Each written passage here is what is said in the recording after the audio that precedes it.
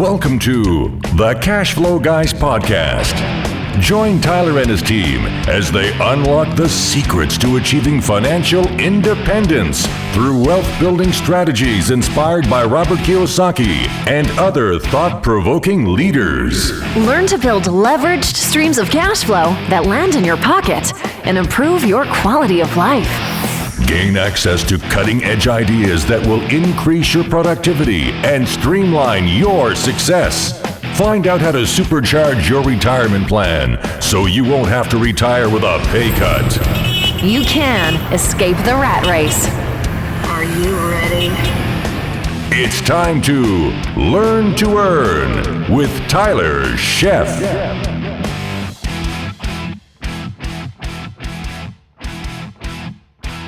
Welcome to the Cash Flow Guys podcast. In this episode, we're going to cover some frequently asked questions that I get through our Facebook group and other means.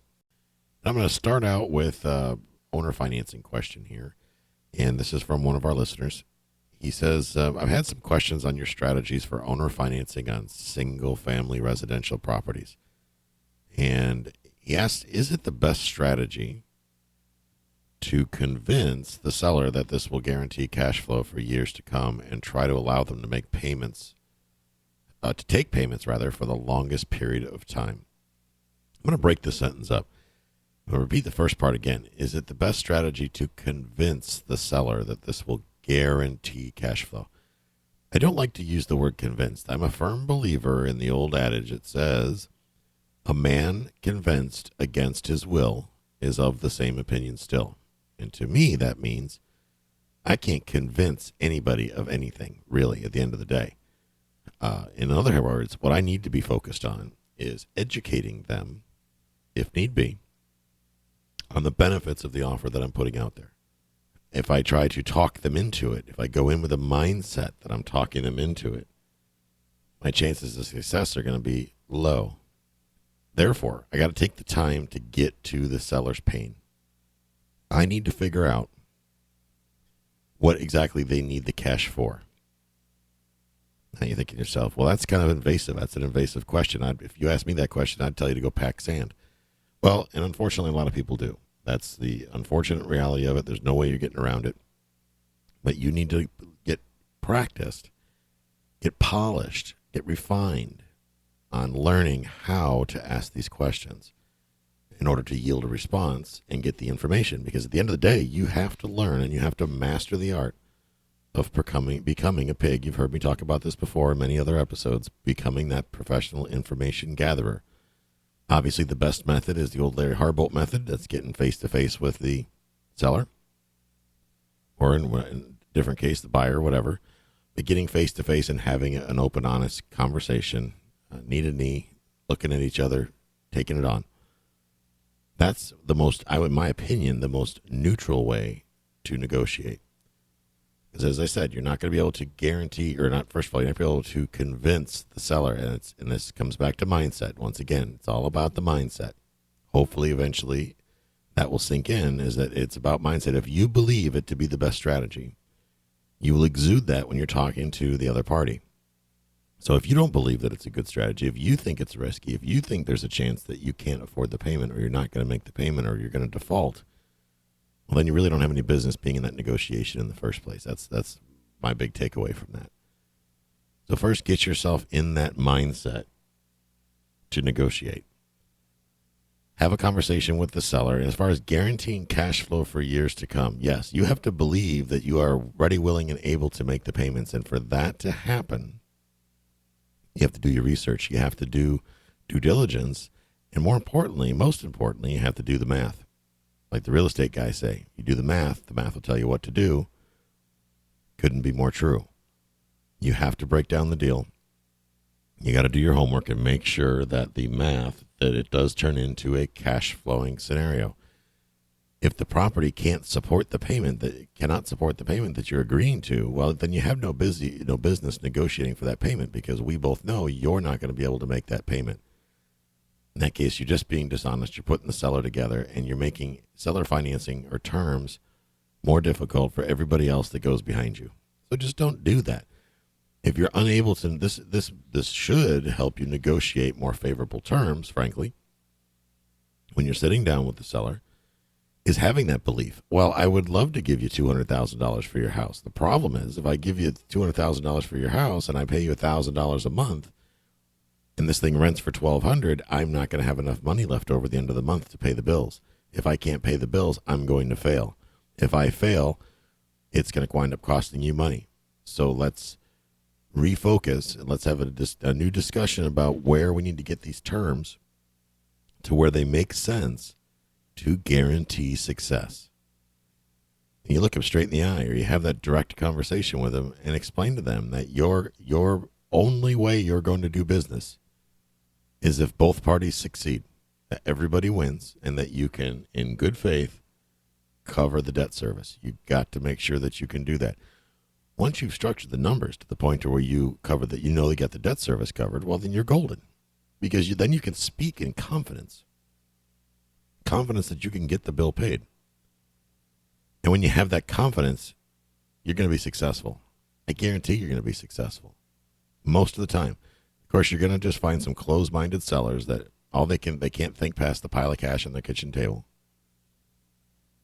However, with these people, when you have that conversation, you ask them, one of the things I ask them is, if I come back in a year and visit that pile of cash sitting on the dining room table, is it still going to be there? And of course, they're going to look at you like you got three heads. The answer is usually, no, it's not still going to be there. Well, why not? Well, the reason is because I'm going to spend it. Well, what are you going to spend it on? Or I'm going to put it in the bank. Either question is going to take you down a different path. Let's start with, I'm going to spend it. What are you going to spend it on? Well, it's none of your business. Well, you're right. It probably isn't. However, if I know what you plan on doing with the cash, perhaps I can make you an even better offer that will better help you accomplish your goals. What do you think about that? Oh, like what? Well, I don't know, because I don't know what you're going to do with the cash. As soon as you tell me what you're going to do with the cash, then I can rewrite this offer to make it more advantageous for you. Oh, okay. And maybe use a segue like that to try to get them to build that rapport, get that know, like, and trust thing. Know, like, and trust is the most important part of negotiations. If people don't know you, they don't like you, and they don't trust you, you're not going to get anywhere with them. Nowhere at all. Now, if they tell you that you're on the other side of the coin, if they tell you that they're going to put the money in the bank, now you can have a discussion about compounded interest or having their investment grow over time. That's one good scenario. The cost of living goes up every year. Find something on the table, bottle of water, pack of gum, whatever, and ask them flat out, this bottle of water costs $1 today. Will it cost $1 next year? The answer is going to be, well, no. Let's say that it costs $1.05 next year. What are you doing today to hedge against that inflation? And again, they're going to look at you like you're strange. Well, think about it. If I make the same amount of money every day, but the cost of goods around me goes up, what's eventually going to happen if I don't make some adjustments? Well, you're going to go broke. You're absolutely right. I don't want you to go broke. If I give you $100,000 now, that $100,000 is not going to be worth as much if I give it to you right now, because you're going to spend it. And next year, when you go to buy something else, that bottle of water is now $1.05, $1.07, $1.10, whatever the price may be, but it's going to cost more money. It's going to take more money out of that pile to accomplish the same result. If you plan on buying another property, and you're going to wait 6 months to do that or a year to do that, property values keep going up and up and up. That property is going to cost you more money. One of the ways that you hedge against that is to take on debt on the new property. That way it helps you hedge against inflation. Now, whether or not this is successful really comes down to how well you explain it and the degree of savviness of the seller that you're talking to. There's some people out there that they're going to have a difficult time if you talk over them, or if you try to sound like a smart guy. You're going to confuse them and you're going to blow them out of the water. So you have to talk at the level of the person without being demeaning or condescending, because that could be very easily done. And then you're going to have an angry seller on your hands, and it only goes downhill from there. But have that conversation and get used to, and it just takes practice, get used to looking them in the eye and being confident with what you're saying. There's a big difference between confident and cocky. And yes, women can be cocky too. I ran into one just recently, realtor.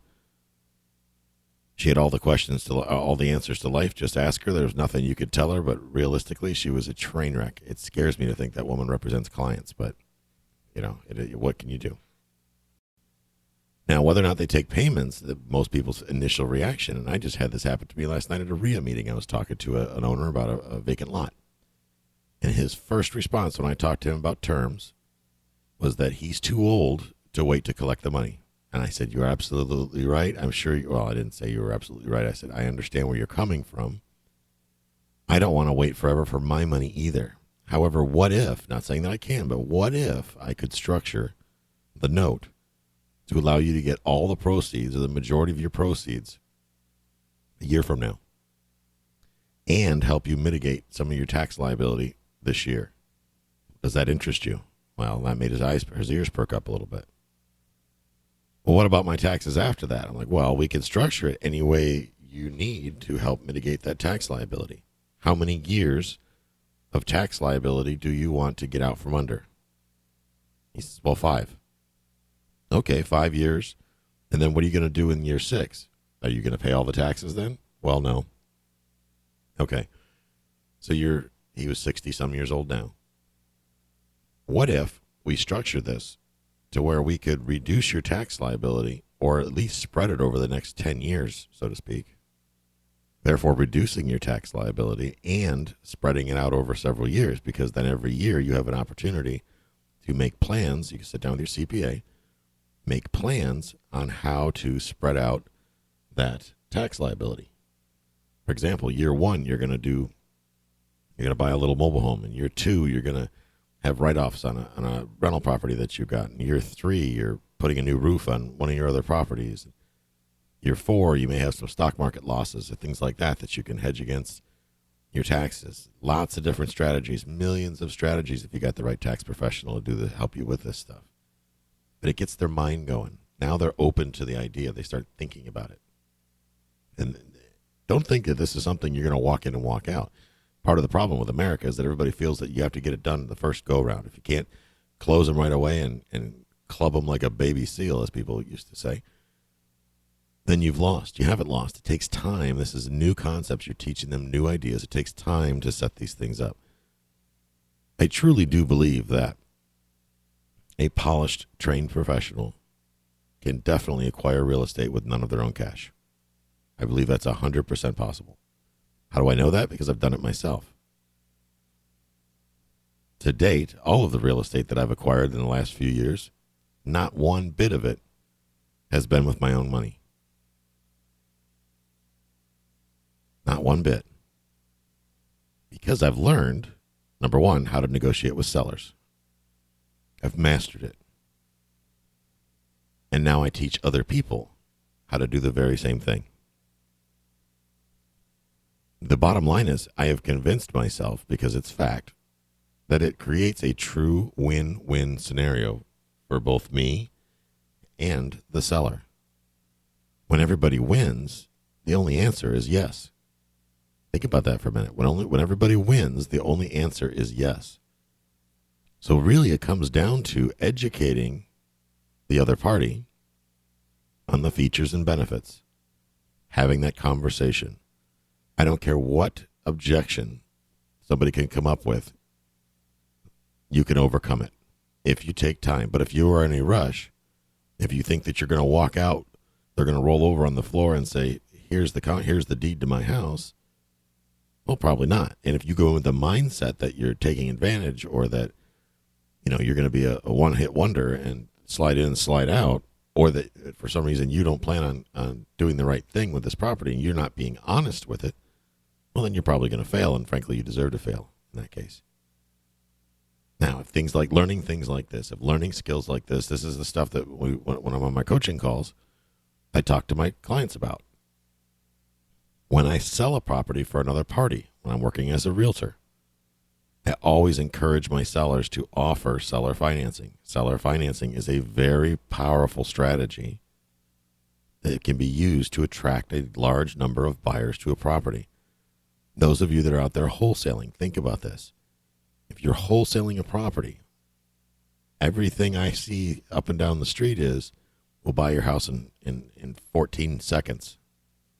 Well, that's fine for some people, but not everybody wants their house gone in 14 seconds. Sometimes they simply don't want to use a realtor for whatever reason. I can think of 10 reasons right now myself that I will keep to myself. And I am a realtor, so I can say that.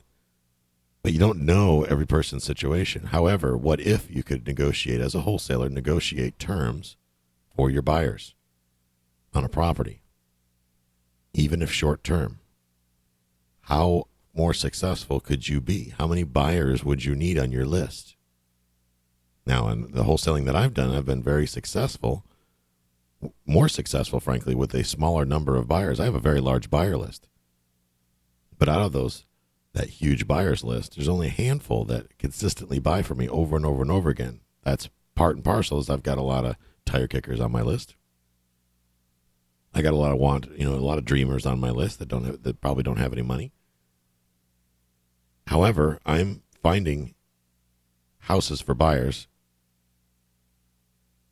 not buyers for houses. And when I can negotiate terms, I know what my buyers are willing to pay. So when I go in and negotiate, if I've got 4 or 5 buyers that are interested in the same house, I know one buyer may have 10 grand to put down, but the other guy's only got about 3 grand to put down. And the guy that's got 3 grand to put down really can't put it down for 2 weeks. So I need to, but armed with that information, when I go talk to the seller, I can structure a deal to where it makes sense for that particular buyer. And I bet you if I can get it to make sense for one buyer, it'll make sense to anybody I send that out to. Bottom line is I make it easy to buy from me when I have a wholesale transaction. I make it easy for buyers to sell when I do a retail transaction. But it takes the time to educate the seller and to find out, number one, why are they selling and what's their pain.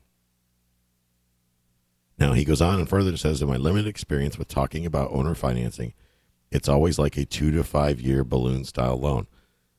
You know, a balloon isn't the absolute only way you can get a loan done in a short term. One of the ways you can do it is to write a 30-year loan, let's say, to make the payments manageable. And the first thing the seller's going to say is, I don't want to wait 30 years for my money. Nobody wants to wait 30 years for their money. Heck, the banks don't want to wait 30 years for their money. That's why the minute you sign those loan documents, they've sold it out the back door before you even left the closing table. I've heard of loans being sold 3-4 times in the same day. Probably more than that goes on. I just don't realize it. Bottom line is you write a note or create a note, negotiate terms that make sense, and then provide an exit strategy the seller can live with. Hey, Mr. Seller, I know you want $100,000 for the house. How about we do this? And I just had this conversation the other day, actually. We'll write a note for $120,000. I'm going to go ahead and make you payments based on $120,000 over 30 years. And then in 12 months, after I've made a successful 12 monthly payments to you successfully, you're going to turn around and resell that note at a discount for $100,000. And that got them their ears perked up. So you'll get what you want. You'll get your $100,000. I'm okay paying $120 because the tenant's paying the bill anyway. And frankly, in 30 years, I'm going to be so old, I won't even remember what I agreed to in the first place. All I know is that they're going to keep writing checks. That's why I have a CFO. But for me, it's predictable expenses, so that makes sense. A lot of people I talk to are so focused on the purchase price, that whole concept blows their mind. But I'm paying $120,000. No, you're not paying $120,000. The tenant, many tenants together as a team are paying $120,000. 30 years from now, are you going to really care when it gets down to, or 20 or 25 years from now? Is it going to matter? That note is enabling you. It's allowing you to make cash flow. What does it matter within reason? Pad the note a little bit. Provide some incentive. Heck, think of what half of that you're going to save in closing costs. If you think of the closing cost on $100,000, that's about $4,500 right there, depending on which lender you use. If you went to a lender and then you got a appraisal and this and that and everything else and origination points. I mean, granted, my lender doesn't, the one I use here, he doesn't charge any of those fees. That's Frank from Lincoln Lending. Frank Cotto. So I will say that if you're in Florida and you need a mortgage and you don't want to pay all these ridiculous fees, who does? Call Frank Cotto. There's my 10-second commercial. But focus on the seller's needs and then structure a deal creatively that makes sense and accomplishes their goals. Perfect example, this man had 2 vacant lots. So we negotiated with him on those 2 vacant lots that in 12 to 18 months, he'll get his money. Now, in that case, his realtor was still stuck on the fact that, no, he needs his money now. Well, that's ironic because we just had a 30-minute conversation with him where he said, no, that's fine. That works for me. That's a perfect thing. No, but he needs his money now. Well, no, he doesn't. We just had the conversation to where he's fine with those terms. He thinks that's a great idea. He's just happy that he doesn't want to have to cut the grass. That was his real pain, come to think of it. He didn't want to cut the grass on these 2 vacant lots, and he thought it would be a good idea to pay off his next property so he wouldn't have any payments. But once he realized that the new buyer could make the payments on his new house, that got him thinking. And now you guys are thinking, how does that work? Well, it's real simple. The payments on the new place are $1,500 a month, come to find out. That made him very nervous, having to come up with $1,500 a month for payments on his new little duplex on the beach. So we had a conversation of what if we could offset some of those payments? What if we could pay $500, a third of that? What if a third of that payment went away? How would that make you feel? That'd be awesome. How do we do that? Well, let me ask you this, Joe. What if I made even more than that go away? How would you do that? It's real simple. Give you $500 a month till paid on the 2 lots for $100,000. Now you're going to rent the other side of the duplex. That's going to help to basically eliminate half of that $1,500 bill. And that's a great idea, Tyler. I'm so glad you mentioned that because I've been sitting here sweating it and not knowing how I'm going to make that mortgage payment. And I'm 65 years old, and I don't know how much longer I'm going to live, but I don't want to be living like a pauper the rest of my life. See, nobody had ever asked him, number one, why he was selling, and number two, what he was going to use the money for. He thought it would be a good idea to pay down the mortgage on the new property. I said, Joe, if you make $50,000 down payment, extra payment on your mortgage, it's not going to affect your payments at all. Your payments are going to remain $1,500. He said, they are? I said, yes, they are. The only way the payments would change is if you refinanced and got a new mortgage to replace the current one on your new property. He didn't realize that.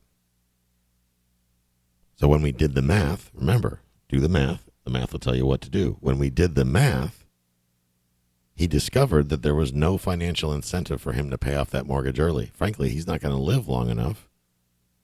He's not going to live 30 years, chances are. So what benefit is it to him to pay off that mortgage early? More importantly, we got him focused on how much liquid cash do I have every month? Streams versus piles, folks. Streams versus piles. I'm going to have an episode about streams versus piles coming up soon. But when you start focusing on streams of income, which is the mindset shift that we changed, this is something I work on with the coaching clients a lot, is getting their mindset away from piles of cash into streams of cash. Because life is a lot grander. It's much better to have several $200 checks coming in every month versus one $5,000 check that's unpredictable. But by changing the seller's mindset, by having a conversation, we were able to have that conversation. And we were able to make a arrangement that made sense. Now, the last part, next part of this question was, in my opinion, he was talking about a 2 to 5 year balloon style loan in this question, going back to the original question. He says, which, in my opinion, may or may not make the best decision depending on the way the market goes in the time period when you are forced to get traditional financing at the time the loan is due. I agree. The balloon payments I don't like balloon payments because now I have to worry about going to get institutional money in some cases to pay this off. I don't want to go through that drama. I can't stand going to the banks. They have no use for the banks. Or there has to be enough equity in this deal to attract a private money investor to it. So when you sign on to these balloon payments, instead of structuring the note the way I said, structure it so it can be resold to another investor down the road. The balloon payment means that you absolutely have to bring a check to that guy. It's your responsibility to bring that check on there. That all that responsibility shifts onto you. That's a huge responsibility. I would avoid putting yourself in that position. Now, as far as what is the best time to buy, here's the thing, folks. I've said this before. I'm going to say it again. If you're buying for cash flow, there is no wrong time to buy. Because at the end of the day, what it matters is, what is your net? Are you able to maintain cash flow? Doesn't matter what the market does. I don't care if the property value drops by 50%. I don't care if the property value increases by 100%. As long as my cash flow stays consistent, I'm not concerned about the property value because I'm not investing for appreciation. I'm investing for cash flow. Last part of what he says here is, will seller financing only work if the property is owned outright by the seller? No, it will work if he does have a mortgage in place. It does get into an extra layer of complexity. I've been talking to that. Actually, one of my coaching students brought that up. Basically, what you do is you structure a subject to. There's many different ways you can do this, but one of them is structuring a subject to. And when that means you're buying it subject to the existing mortgage. In many mortgages, there is what they call a due on sale clause, which, if that's the case, does lead to an extra layer of complexity, or could lead to an extra layer of complexity. Banks are kind of closed-minded. You got some cubicle worker that could be not having a bad day and decide they don't like the idea of the deed transferring, the insurance changing, things like this. There are ways to work around this. Using a land trust is one of them. Structuring the land trust in the name of the current owner, with you as the trustee or beneficiary, is one way. Larry Harbolt teaches that strategy in his land trust seminar. It's more lengthy, of course, than what I can go into on this show. That's why you really should think about reaching out to Larry if you have questions about that. If you're interested in that class, just go to cashflowguys.com/Larry, Larry, cashflowguys.com/Larry. But that is one strategy you can use to allow the title to change and not trigger the due on sale clause. Lots of other ways you can do that. However, don't think that there's only one option. There's always more than one option. Folks, I want to thank you very much for taking the time to spend with me today. As a reminder, if you're stuck, you need help, you want to get on the phone with me, have a free 30-minute strategy session so I can help you get pointed in the right direction.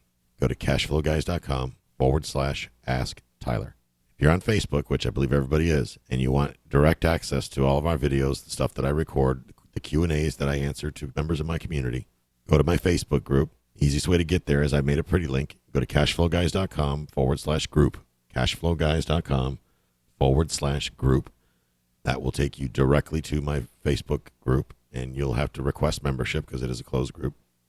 Try to keep the dirtbags out as best I can. And request a membership there. I'll be happy to let you in. It is not an advertising site. Don't post wholesale properties and all that garbage in there. That's not what it's about. That is a education site that is free to any listener of this show. There will never be a charge for that particular Facebook group. That is there to help you all learn to earn. That is our mission. We want you to learn to earn without the $130,000 guru price tag. I appreciate you guys taking the time to listen to me today. Lastly, if you're interested in talking to me about coaching and you want a strategy session about coaching, go to cashflowguys.com/coach. Thank you and have a great day. This concludes today's episode. You don't have to wait till the next episode to learn to earn. Head over to cashflowguys.com and contact Tyler and his team for more powerful tips and ideas so you can start generating multiple streams of income and escape the rat race.